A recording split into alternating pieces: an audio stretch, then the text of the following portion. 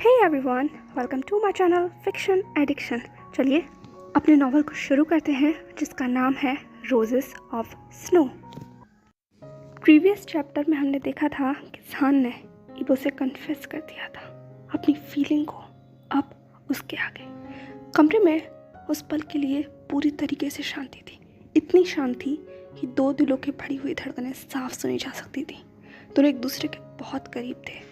घड़ी की टिक टिक की आवाज़ भी साफ सुनाई दे रही थी, पर कुछ था जो उससे भी साफ था, और वो था दोनों की आंखों में उठा हुआ वो एहसास, वो जज्बात जिन्हें लफ्ज़ नहीं मिले हैं, लेकिन वो है उन दोनों के बीच में।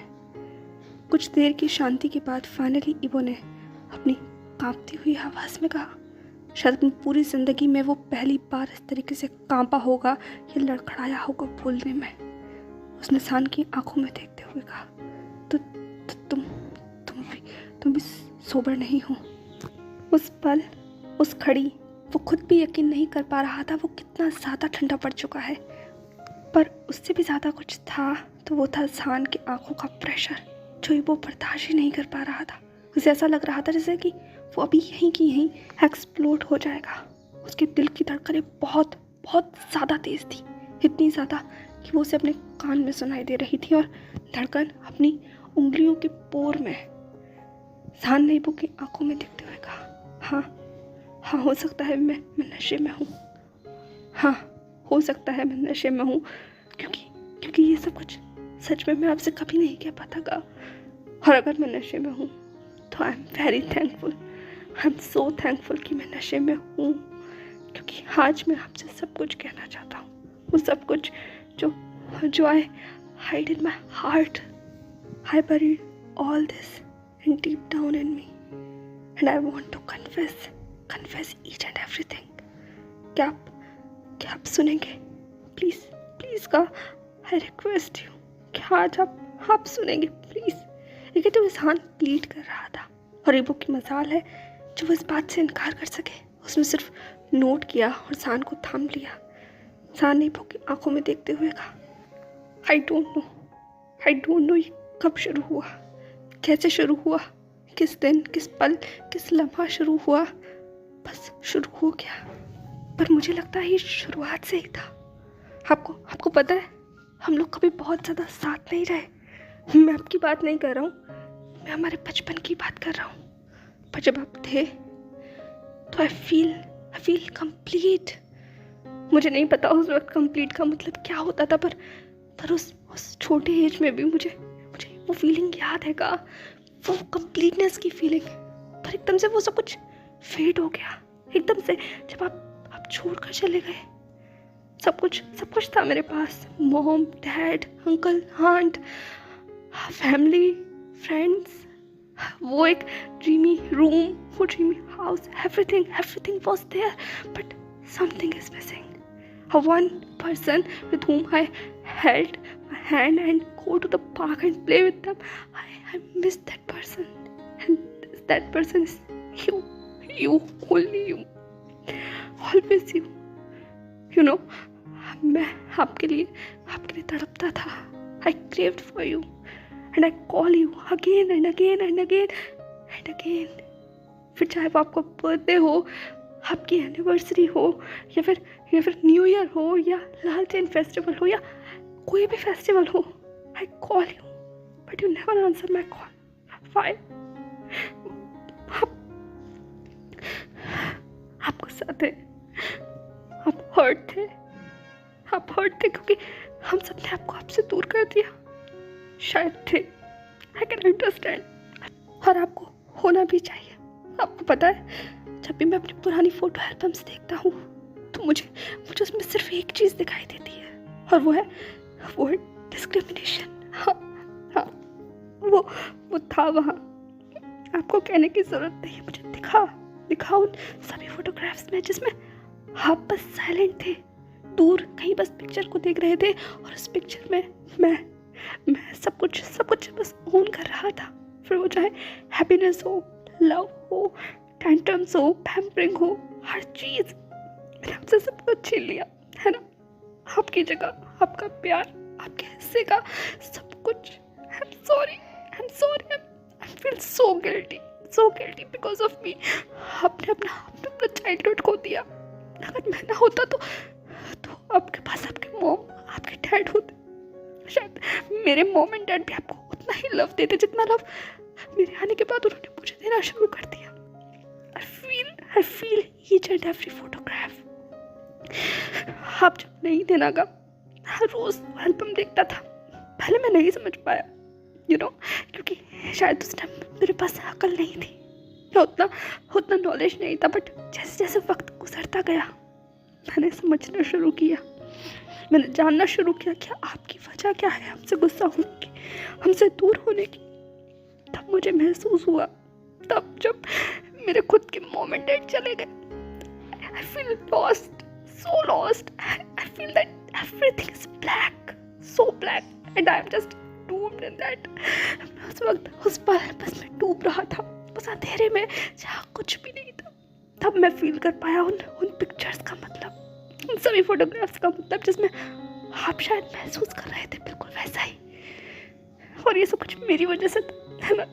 I'm sorry. I'm really sorry, God. I'm really sorry, but I just want to cope up with that. मैं अब ये नहीं करना चाहता, मुझे नहीं चाहिए, कुछ भी नहीं चाहिए। I don't want anything.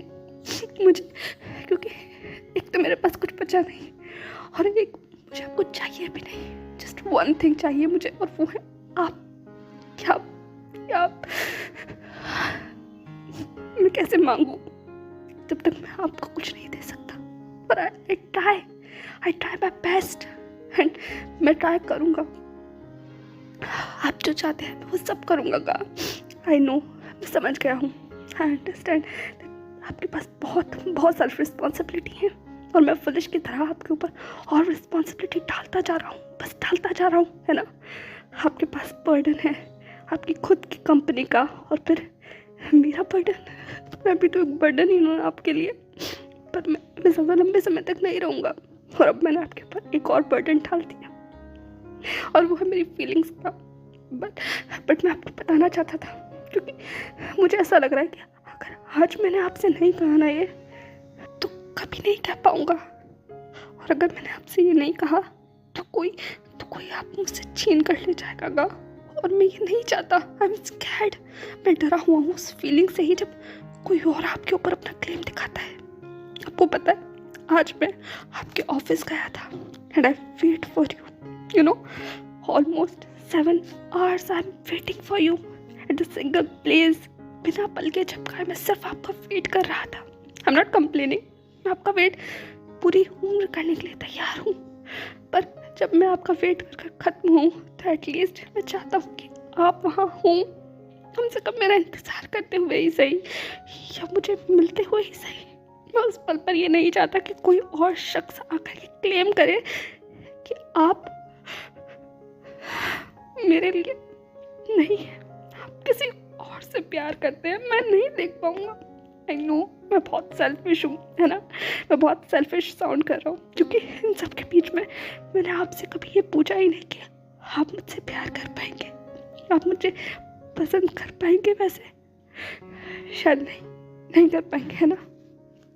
Because she said you like her, आप उसे पसंद करते हैं क्या? हाँ, सच में? हाँ, अगर ऐसा है तो आप बता सकते हैं। आप कभी भी किसी भी वक्त मुझे कुछ भी बता सकते हैं। हाँ, मुझे हर्ट होगा, बट उस वक्त मैं बहुत ब्लेस्ड फील करूँगा, जस्ट बिकॉज आप मुझे अपने दिल की बात बताएंगे और मैं वो सुनना चाहता हूँ। ओके, प्लीज़ आप बताएंगे ना मुझे। लेकिन तो इंसान ने इबो के फेस पर अपना हाथ रख लिया था। इबो इंसान की हर बात सुन रहा था, एक भी चीज़ को बिना छोड़े हुए, बिना पल के झपकाए हुए। हर एक चीज़ उसके जहन में जैसे लिखती चली जा रही थी। एक किताब थी जो खाली थी, जो हर्फ हर्फ इंसान के शब्दों से भरी जा रही थी। इबो को नहीं पता था कि इंसान किसके बारे में बात कर रहा है, लेकिन इस वक्त उसे ये नहीं सुनना था। इंसान का सवाल उसके दिल में छेद कर रहा था। इंसान ने दोबारा पूछा, आप मुझे बताएंगे ना? इबो ने इंसान की आंखों में देखते हुए कहा, नहीं। इंसान एकदम से कांप गया, जैसे टूट गया हो, कांच की तरह। उसने कहा नहीं।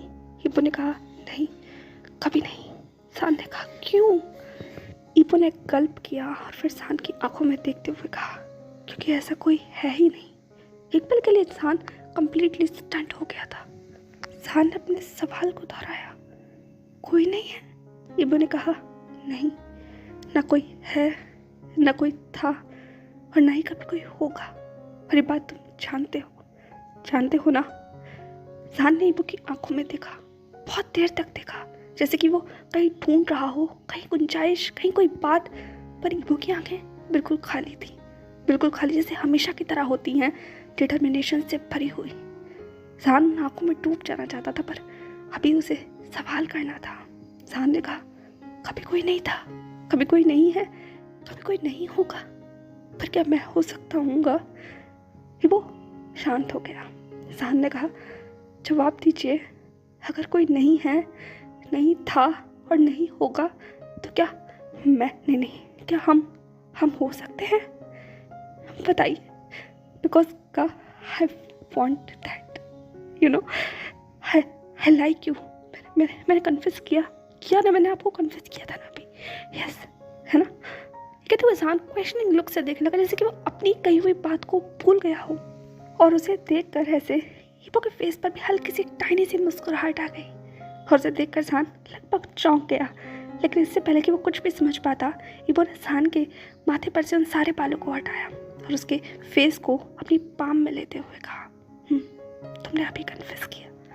जान को बहुत अच्छा लगा, उसके मन में एक वार्मनेस वाली फीलिंग आई। तो जान ने कहा, हाँ, अगर मैंने कहा है आई लाइक यू, तो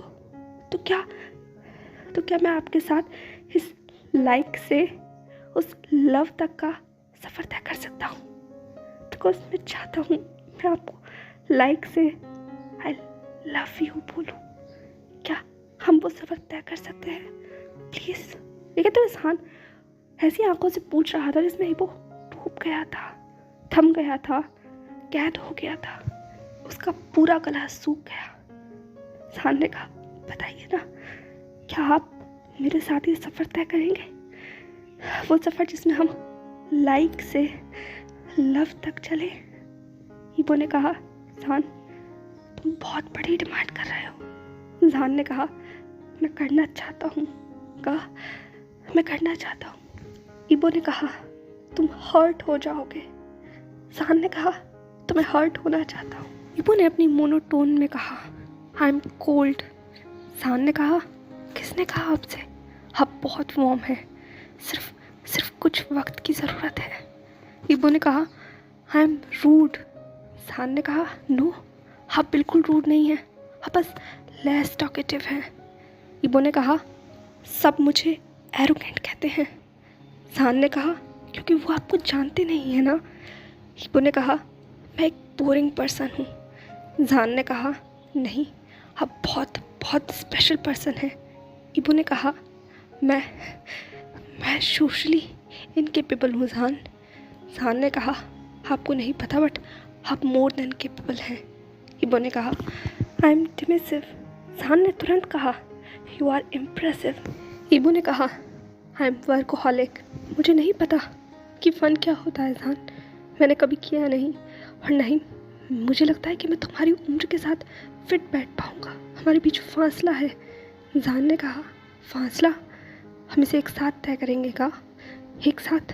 सिर्फ मौका दीजिए। पर ईबो अभी भी हेजिटेट था। ईबो ने कहा, तुम जानते हो ना लोग मुझे क्या कहते हैं? Emotionless, heartless, a person who have no feelings. क्या तुम फिर भी? जान ने कहा, कौन कहता है कि आप हार्टलेस है? हाँ, जब आपका दिल इतनी तेजी के साथ धड़क रहा है। ये कहते हुए जान ने अपना हाथ ईबो की चेस्ट पर रख दिया था, और उस पल उस दिल की धड़कन इतनी ज़्यादा तेज हो गई थी जैसे कि निकलकर जान के हाथों में ही आ गई। जान का पूरा फेस ब्लश कर गया। उसने ईबो की तरफ देखते हुए कहा, कैसे कोई कह सकता है कि आप हार्टलेस है जब मैं आपका दिल यहाँ महसूस कर सकता हूँ? हाँ, किसने कहा कि आप स्टोन हार्टेड हैं? नो, आप हो ही नहीं सकते, क्योंकि कभी किसी ने आपको मेरी परवाह करते हुए नहीं देखा, मेरी चिंता करते हुए नहीं देखा। अगर आप स्टोन हार्टेड होते तो वो सारे चिंता के इमोशंस कहाँ से आते और किस बेवकूफ़ इंसान ने कहा कि आप इमोशनलेस हैं। हाँ, आपका चेहरा ऐसा है। ये कहते हुए एकाएक इबो जान को क्लियर करने लगा। जान ने मुस्कुराते हुए कहा, ऐसे मत देखिए, आप है इमोशनलेस, पर आपकी आंखें बोलती हैं का। ये चेहरा बेशक सब कुछ छुपा ले, पर आपकी आंखें पहले भी बोलती थी और अब भी बोलती हैं। बस प्यार से समझने वाला कोई चाहिए, और मैं वो बनना चाहता हूँ। इबो ने जान की आंखों में देखते हुए कहा, पर तुम जानते हो ना, मुझे प्यार करना नहीं आता। मैं प्यार करना नहीं जानता। मुझे नहीं पता कि कैसे प्यार किया जाता है। तुम जानते हो ना जान। जान ने इबो की आंखों में देखा, उसके फॉरहेड के ऊपर बहुत सॉफ्टली किस किया। वो किस इबो को कम्प्लीटली मेल्ट कर गया था। वो इमोशन भर गया था जो शायद कभी ख़त्म नहीं होने वाले थे। उसके बाद जान ने अपना और इबो का फॉरहेड कनेक्ट किया और फिर धीमे से कहा, मैं जानता हूँ, पर आपको चिंता करने की ज़रूरत नहीं है। मैं आपको सिखाऊंगा प्यार करना। आप मुझे सिखाना और हम लोग साथ आगे बढ़ेंगे, एक साथ उस प्यार को सीखते हुए। बस एक बार कोशिश कीजिए प्लीज़, एक बार मेरे लिए। इबो ने कहा, मुश्किल होगा जान। इस दिल ने धड़कना बहुत पहले बंद कर दिया है। यहाँ कुछ फील नहीं होता, मुझे कुछ फील नहीं होता। कोई इमोशन, कोई एहसास, कोई जज्बात, कुछ भी नहीं। मुझे नहीं पता ऐसा क्यों। शायद ये कहते वो शांत हो गया। जान ने कहा, कहिएगा, आज आप भी कह दीजिए सब कुछ प्लीज। मैं जानता हूँ आपने बहुत कुछ दबा रखा है और ये सब कुछ बाहर आना चाहिए। तो आपको फील होगा कि आप बहुत लाइट वेटेड फील कर रहे हैं, जैसे इस वक्त मैं कर रहा हूँ। कहिए, मैं सुन रहा हूँ। इबो ने कल्प किया, कुछ देर तक जैसे खुद को मनाया हो और फिर जान की तरफ देखते हुए कहा, ये सब कुछ खत्म हो चुका है जान। शायद मैं बचपन से ही ऐसा हूँ और अब आगे भी ऐसे ही रहूँगा। तुम जानते हो ना, मैं चाहकर भी तुम्हें वो सब कुछ नहीं दे पाऊंगा जो तुम चाहते हो। तुम एक हैप्पी सोल हो, एक फ्री बर्ड हो, और तुम्हें आसमान चाहिए, जो आसमान मैं तुम्हारे लिए बनाऊंगा, पर तुम्हारे साथ कभी उड़ नहीं पाऊंगा क्योंकि तुम्हारी रफ्तार बहुत तेज़ है और मैं शायद एक ही जगह पर रुक कर चीज़ों को समझने वाला इंसान हूँ। मुश्किल होगा, बहुत मुश्किल, हम नहीं चल पाएंगे। तुम हर्ट हो जाओगे और मैं ये नहीं चाहता। I don't want that. पहले भी नहीं चाहता था और अब भी नहीं। तुम मेरे लिए कभी बर्डन नहीं थे और ना ही कभी होगे, पर मैं तुम्हारे लिए बर्डन बन जाऊंगा जब तुम बड़े हो जाओगे और मैं वो नहीं चाहता। तुम्हें उस वक्त मैं किसी अच्छे इंसान को हैंड ओवर कर दूंगा, उस इंसान को जो तुम्हें सच में प्यार कर पाएगा, जो तुम्हें समझ पाएगा। क्योंकि मैं ये कहते वो शांत हो गया। उसे महसूस हुआ कि उसने क्या कह दिया। ये शब्द बाहर निकल कर भी कितना दर्द पहुंचा रहे हैं उसे अब इस चीज़ का एहसास हुआ था। पर उसने हमेशा से यही सोचा था कि वो जान के लिए मेहनत करेगा, उसे एक अच्छा मकान देगा, उसे एक स्ट्रॉन्ग फ्यूचर देगा, और जब जान कम्प्लीटली सेटल डाउन हो जाएगा तो वो जान को किसी और को हैंड ओवर कर देगा। पर ये शब्द कितना कड़वा है ना, ये तस्वीर बहुत कड़वी है और इबो से कभी देखना नहीं चाहता था, पर यही रियलिटी थी, यही उन दोनों के इस रिश्ते की रियलिटी थी जो इबो बहुत पहले ही अपना चुका है। इसीलिए वो कभी भी जान के मन में अपने लिए सॉफ्ट फीलिंग्स देना नहीं चाहता था। वो जानता था कि जान भी एक टीनेजर है और वो सिर्फ उससे अफेक्शनेट है क्योंकि इबो के अलावा उसके पास और कोई नहीं है। पर जब जान नई दुनिया में जाएगा, एक ऐसी दुनिया में जहाँ उसे उसकी उम्र के लोग मिलेंगे, उससे प्यार करने वाले लोग मिलेंगे, तब जान समझेगा कि असल में लोग कैसे होते हैं, लोग प्यार कैसे देते हैं, जो वो कभी नहीं दे सकता, वो नहीं दे पाएगा क्योंकि वो अपने ख्यालों में डूबा ही हुआ था। तभी जान ने कहा, आपने क्या कहा? इबो ने कहा, क्या? जान ने कहा, आपने कहा कि आप मुझे किसी और को दे देंगे?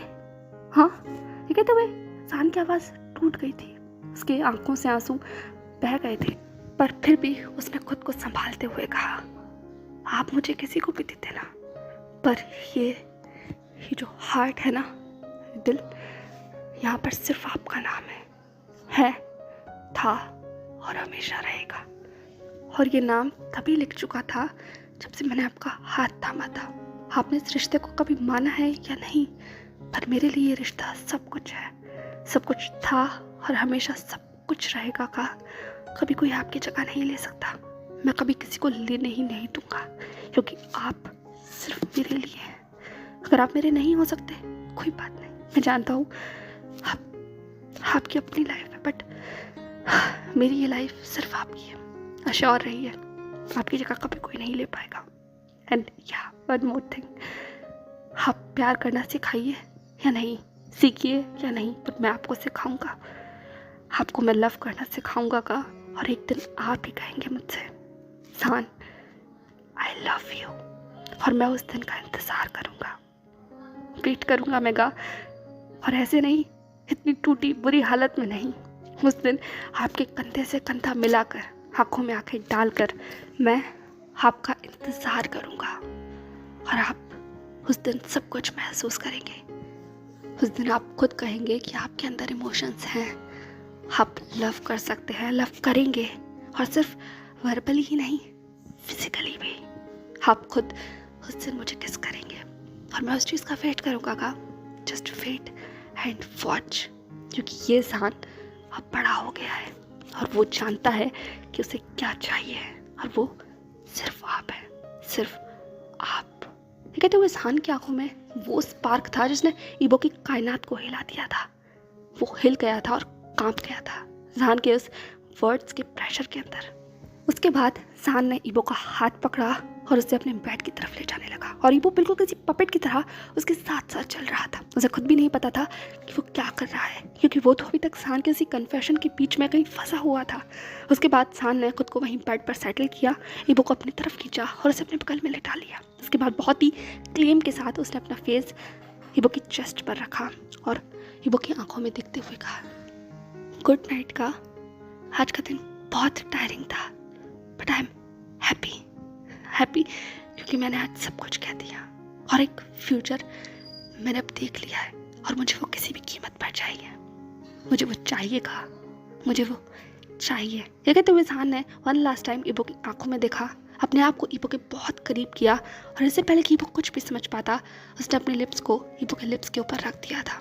और वो किस था, इस बार वो सिर्फ पैक नहीं था, वो एक डीप किस था, इतना डीप कि वो कोई भी रिएक्ट कर पाता। उससे पहले ही जान ईबो के ऊपर बहुत ज़्यादा फोर्स्ड हो चुका था। वो लगभग उस किस में ईबो को मेल्ट कर चुका था, जिसकी उसका गुलाम हो गया हो। लिप्स सिंक में चल रहे थे, दोनों का फर्स्ट किस था, इसीलिए थोड़ा सा क्लमजी था, लेकिन सच में हार्ट वार्मिंग था, फुलफिलिंग था। और जैसे ही वो क्रेज ब्रेक हुआ, जान ने ईबो की आंखों में देखते हुए कहा, आई लाइक यू। जान के इस तरीके से ऊपर खुद को देखना ईबो के लिए शायद सबसे ज़्यादा वाइल्ड फैंटेसी होगी, ऐसी फैंटेसी जो वो कल्पना भी नहीं कर पाया होगा कभी, या कभी की होगी तो उसे कभी महसूस भी नहीं होगा कि कभी रियलिटी भी बन पाएगी। पर अभी ये रियलिटी थी।